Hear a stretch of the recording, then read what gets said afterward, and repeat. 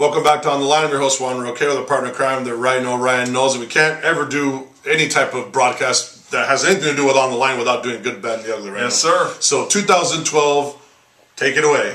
All right, well, the good to me this year, first of all, is to start and end with beating U of A. I mean, anytime you can beat your hated rival and let it, for that to finish with a better record than them, especially with the history that the two coaches had. I think, all the storylines going on with this game, for them to come out and win the way they did. No one giving us a chance. And come back and win the way they did, I think was huge. And just developing as a team, really felt like there was a camaraderie among this team, that they were happy to play with each other, they were happy being around each other, and this was actually a fun team to watch this year. Despite everything that had happened in the off season, and last year. At the end of last year, we were the coaching search. So this is very dubious. For this team to develop and come together the way they did, despite the 4-game losing streak, with everything that was going on, I think was huge. And that, and then Todd Graham coming in and really putting his stamp on this team, by minimizing the penalties, letting the young players develop, I think was huge, and I think it's definitely going to pay dividends in going forward. So that, to me, was the good this year. The bad, 4-game losing streak to the top teams in the conference still shows that this team still has a ways to go to develop to be considered with the cream of the crop among the rest of the conference. But you got to take your lumps. I mean, that's how you grow. That's how you get better. Before you gotta crawl before you can walk. So they gotta. They'll develop and they'll pick it up when they face these teams in the future. I think also some of the inconsistencies on the offense, especially in the passing game, were a little bit discouraging. They kind of exposed their weakness at the wide receiver position. They really weren't able to create the separation. And it also goes back to Taylor Kelly, still coming together with the position at this level.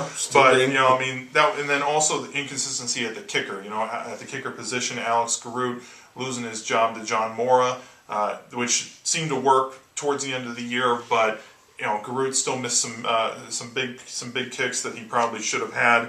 And that's not to say that the outcome might have been different, but we digress. It's definitely something that needs to be shored up, because in the last couple of years it's been an issue at the kicker position.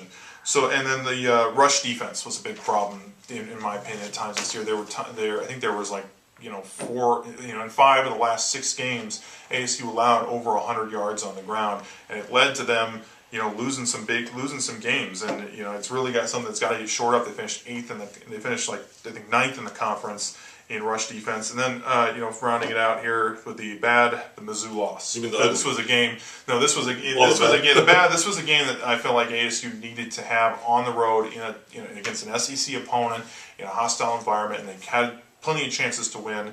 But this was, and that goes back. It goes into the ugly. The play calling in the red zone. Mike Norvell. Still learning. What he's got in his players, what they can do, what they can't do, cute at times, and their tendencies. Yeah, and the wide receiver play, and then the Oregon game. All kind of culminating together in one big ugly mess that hopefully this team can learn from and not repeat going forward in the future. So there you have it, the good, the bad, the ugly, 2012. I know with some very valid points. That stick out to you I agree with everything except the ugly. I thought I would have to agree as the play calling in the red zone, the switching of the quarterbacks. Just really painful to watch. Just something that's got to get a little more consistent. Yeah, just knock it off. Just stay with your guy. You pick a starter, you stick with him. Football is not a game where you rotate the flipping quarterback. It's never worked in the history of the football game that I've ever seen. So, well, it worked for Ohio State in our Rose Bowl, darn it. But anyway, all right, we're out of here. That's enough for this segment. Right. When we get back, Heroes and Zeros 2012. Who impressed us and who digressed us, I guess you can say. We'll be right back.